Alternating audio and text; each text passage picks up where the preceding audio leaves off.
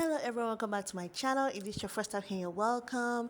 In today's video, I'll be showing you how to draft this stylish neckline. If this is a video you're interested in, please keep on watching. Don't forget to like, share and subscribe. I'm going to begin drafting by marking 8 inches for my extended neckline. That's for the style you see on the neck of the blouse on the thumbnail.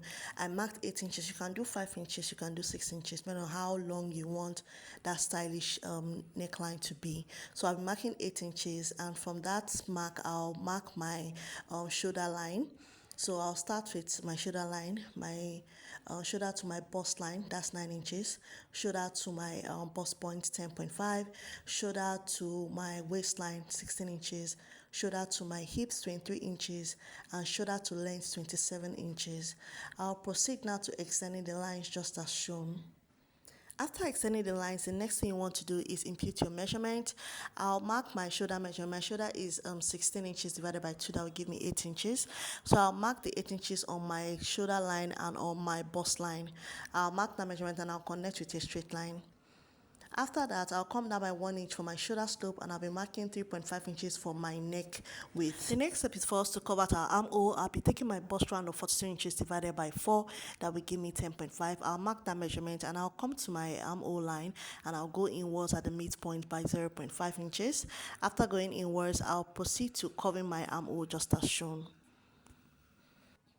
After covering my armhole, the next step is to take our nipple to nipple measurement. Mine is 8 divided by 2, that will give me 4, plus 0.5 inches of sewing allowance, that will give me 4.5. I'll mark that measurement all the way down to my length. That's from my bust point to meet my length, and I'll connect with a straight line. So I'll come to my waistline and I'll go outwards on both sides by 1 inch on both sides. You can do 0.5 inches, but I've been using 1 inch on both sides for that intake. And I'll come upwards by 2 inches to my hip and I'll connect the lines. I'll be using this type of dart. You can do whatever dart, it works fine, but ensure that whatever dart you are taking in, make sure it snatches the outfit. So after that, after connecting my dart leg, we'll proceed to the armhole now, and the next step is for us to mark our shoulder. What I have left on my shoulder is 5 inches. I'll divide that into 2, that is 2.5, and I'll connect a line to meet the bust points. You want to ensure that you have a shoulder dart because on the thumbnail, the outfit comes with a shoulder dart.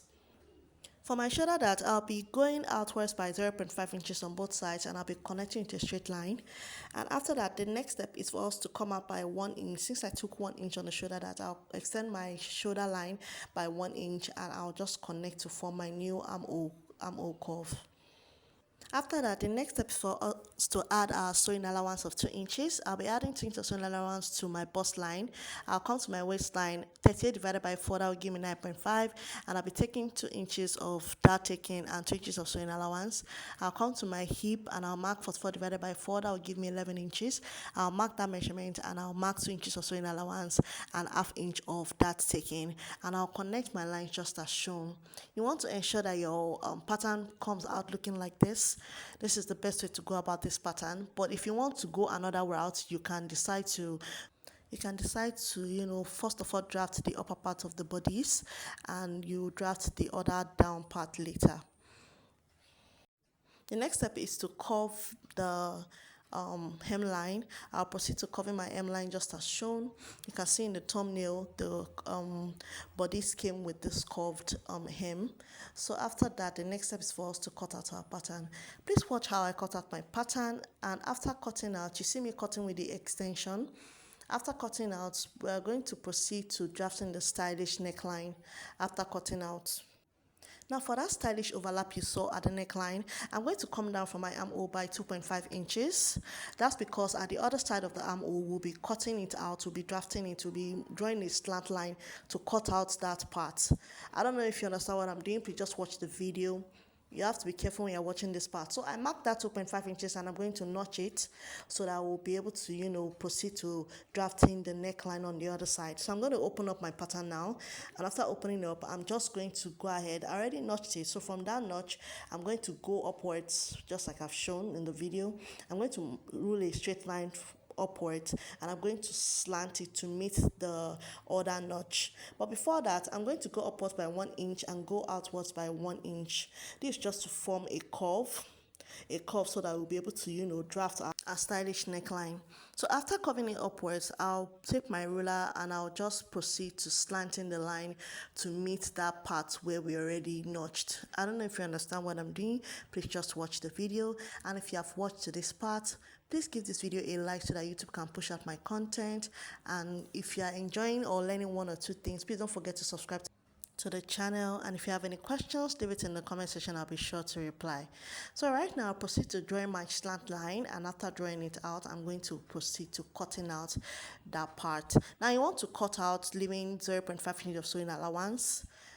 Yeah, you want to proceed to doing that. Now for this pattern, if you want to source for fabric to have a structured neckline and a structured blouse like this, my advice is to go for structured materials. Yes, when you go to the market, go and buy structured materials like crepe. There's this London crepe that they sell, and this other material of scuba. Yes, that other material too would work. So right now I'm just going to proceed to showing you how the neckline should look like. So here is me folding the neckline. There are two ways to do this neckline.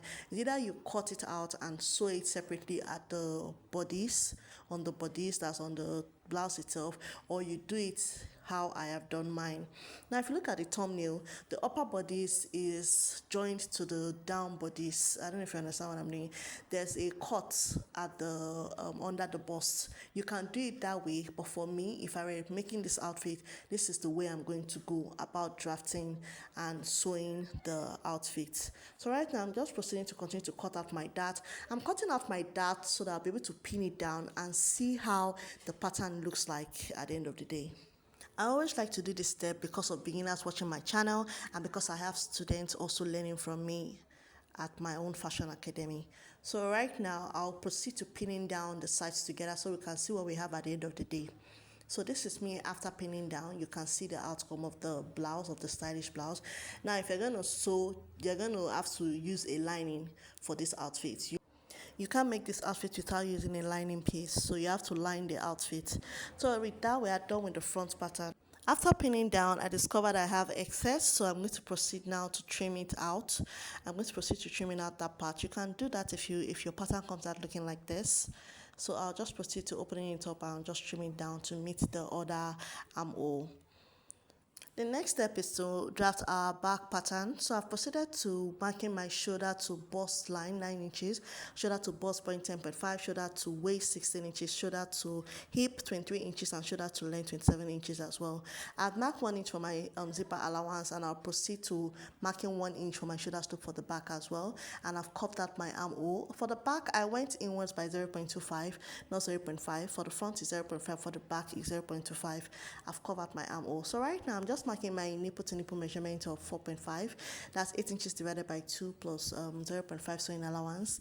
So that's making 4.5. I'll mark that measurement and I'll rule a straight line from my bust point to meet my hem. So right now, because it's going to be a princess dart at the back, a classic princess dart, so I came down from my midpoint of my armhole by 1 inch. And I'll be going outwards by 1 inch as well. This is how you want to draft your princess darts. So going outwards by 1 inch, and I'll go on my dart, that's on my waistline, I'll go in outwards by 0.5 inches on both sides. So that's how I'll be taking my darts. Go upwards on my hip line by 2 inches, and I'll be using this type of dart leg for the back as well. You want to ensure you draft your dart this way so that you'll be able to snatch your back and be able to fit the back. You can see on the thumbnail the back is fitted. So that's how you want the back of your outfit to look like, and this is the way to go about it. So right now, I'll just curve my princess dart from the armhole to meet the bust points. And after that, after curving out you don't want sharp edges, so I'll proceed to curving it properly.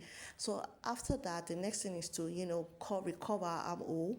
So I've gone ahead to do that. The next step is to add our sewing allowance of 2 inches. I'll proceed to doing that now and go to my waistline, mark my measurement, and I'll be adding 2 inches of sewing allowance as well, and my dart taking of 1 inch. Also on my hip line, mark my measurement, add 2 inches of sewing allowance and ½ inch of dart taking. Repeat the same thing for the length. So right now, I'll just connect my lines just as shown. Now after connecting the lines, the next step is for me to go to my waistline and take in my 0.5 inches for my waist tightening.